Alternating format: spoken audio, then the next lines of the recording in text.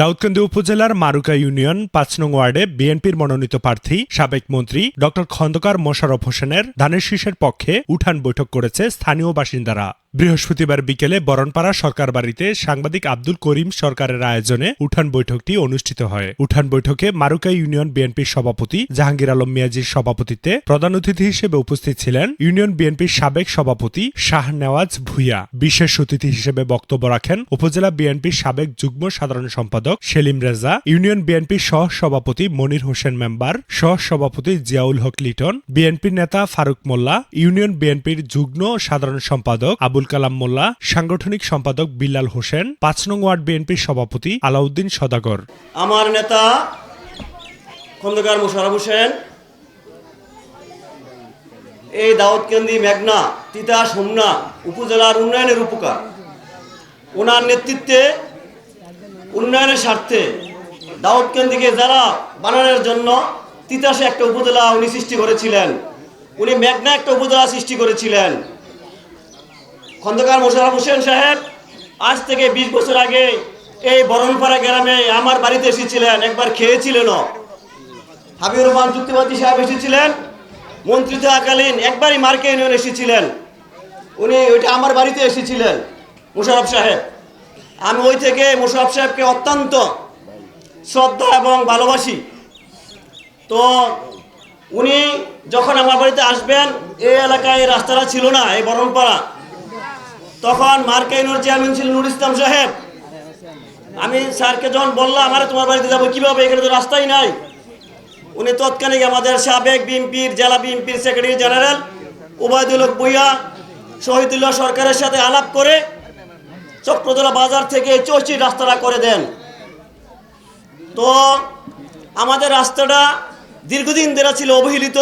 অল্প কয়েকদিন আগে আমরা অনেক প্রচেষ্টা করে রাস্তাটাকে একটু মোটামুটি ঠিক করেছি। মার্কে ইউনিয়নবাসী দীর্ঘদিন ধরে অবহেলিত, উন্নয়নে বঞ্চিত। আমার নেতা খন্দকার মোশাররফ হোসেন সাহেব, আপনি জানেন দাউদকান্দি না, সারা বাংলাদেশে এমন একজন নেতা, সারা পৃথিবীতে এমন একজন নেতা যাকে মোশাররফ সাহেবকে নাম বলে চিনে না, এমন বলেন চিনে কিনা?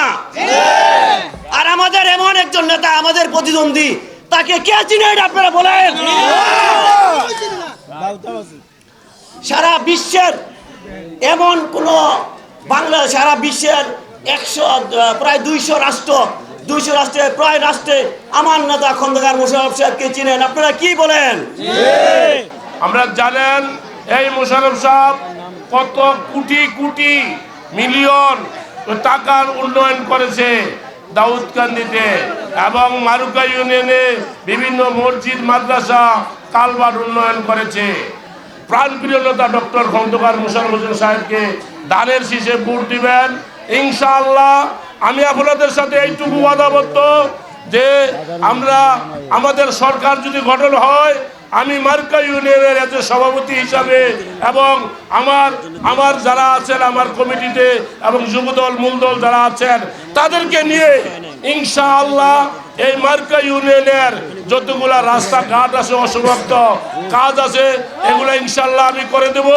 যারা ভাবে গেছে আপনি আজকে 17 বছর ভোট কেন্দ্রে আনতে পারেন নাই, আপনার কাছে আমার অনুরোধ, সকাল থেকে ডক্টর খন্দকার মোশাররফ হোসেন ধানের শীষের ভোটের জন্য যাইবেন এবং বিশৃঙ্খলা করবেন না।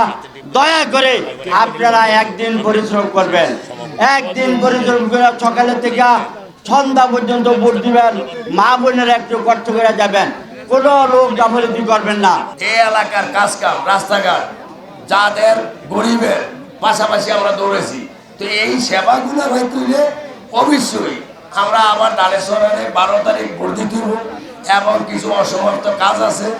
আমরা যদি অনেক তারিখ দিয়ে সব যে 31 দফা দিয়েছে, এটার প্রায় নেতৃবৃন্দ অনেকে বলছে, বিভিন্ন জায়গায় আপনারা শুনতেছেন, ততটুকু সম্ভব না। আমরা ফ্যামিলি কার্ড, রাস্তাঘাট, ওই স্বাস্থ্যঘাট, এই ধরনের কৃষিকার্ড, এই ধরনের উন্নয়ন করতে হলে আমাদের একটা দরকার কি 12 তারিখে সাধারণ একটা পবিত্র ভোট আনামত দেওয়া, একটা পবিত্র ভোট কি করা, আনামত রাখা।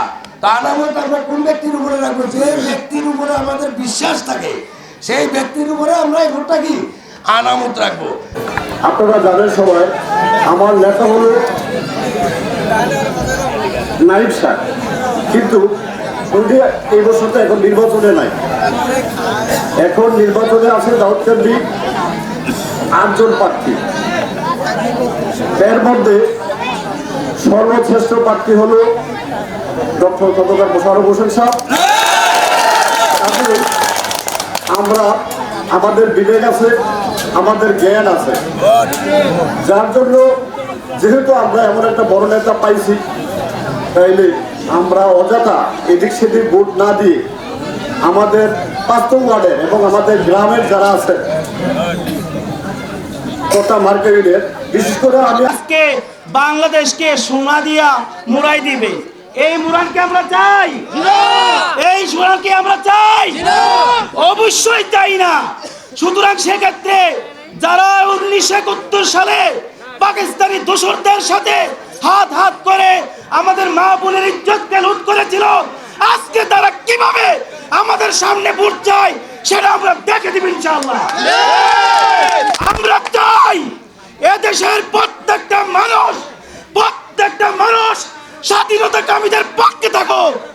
আমরা চাই এদেশের প্রত্যেকটা অপর জনসাধারণ স্বাধীনতার পক্ষে থাকো।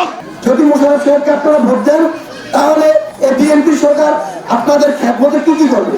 স্বাস্থ্য খাত নিয়ে জাস্ট 2 মিনিট কথা বলছি। সেটা হচ্ছে, আপনারা কিন্তু অনেক সময় ইউনিয়ন যে স্বাস্থ্য কমপ্লেক্স গুলো আছে সেগুলো কিন্তু আমাদের প্রায় বন্ধ হয়ে গেছে।